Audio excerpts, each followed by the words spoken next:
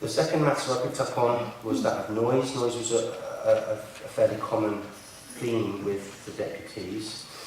Noise, I'm going to turn up, starts at page 43 of your agenda. You'll see that there's no noise emitted from the buried cables. That's quite a clear statement at the start of that particular part of the report. The issue comes with noise from the converter station itself. Going over the page to 44, you'll see that the 30 decibel figure that's been referred to is what's referred to technically as the rating level. To all intents and purposes, that's the emitted sound plus the inclusion of acoustic character penalties for the tonal quality of the noise, so the hum, the drone. Certain noises might have different impacts on people. So the relevant BS standard requires the application of character penalties to reduce that level further. So that 30 decibel figure that we're looking to secure by planning condition is for the figure with those penalties applied to deal with the tonal quality of the noise. In terms of the actual conditions that deal with noise, there was, I think, a comment in one of the deputations, I can't remember which member of the public made it, so my apologies for not being specific, about condition number 11, that's on page 62, dealing simply with the submission of a scheme to the local planning authority to demonstrate how buildings will be designed and external plant attenuated to control noise, and the deputation continued to say that there's nothing to say how that noise level is set or what that noise level is. So for the purpose of members, I would encourage you to, or ask you to read on to condition number 12.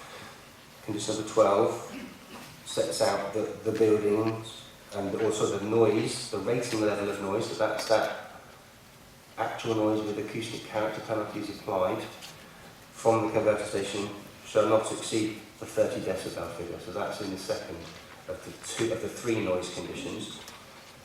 And then you'll see that condition 13 deals with the monitoring and validation of that noise level once the converter station would become operational. One comment was made towards the end of your deputations with regards to low frequency noise. And perhaps I can suggest a verbal update to condition 11 for you, Chairman, to deal with low frequency noise. And that's just the fourth line down, almost at the end of the first sentence. So the line starts, external plant attenuated to control noise emissions.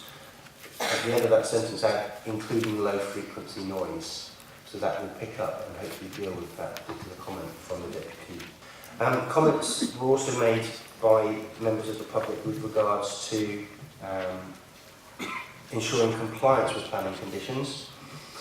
The conditions that are before you have been worked on by officers, and we shared them with the applicant. The applicant has agreed that they will meet the standards in the conditions.